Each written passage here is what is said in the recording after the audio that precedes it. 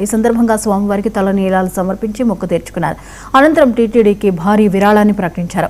మొత్తం 27.5 కోట్ల విలువైన ప్యాకేజీ కింద 25 ప్రీమియం ఎలక్ట్రిక్ బస్సులు, వాటి కోసం ప్రత్యేక ఛార్జింగ్, మౌలిక సదుపాయాలు అందించనున్నట్లు తెలిపారు. అలాగే 50 మంది డ్రైవర్ల జీతాల కోసం కూడా నిధులు సమకూర్చనున్నట్లు వెల్లడించారు. భక్తులకు మెరుగైన రవాణా సేవలు అందించాలనే ఉద్దేశంతో ఈ విరాళాన్ని అందిస్తున్నట్లు రిలయన్స్ వర్గాలు పేర్కొన్నాయి.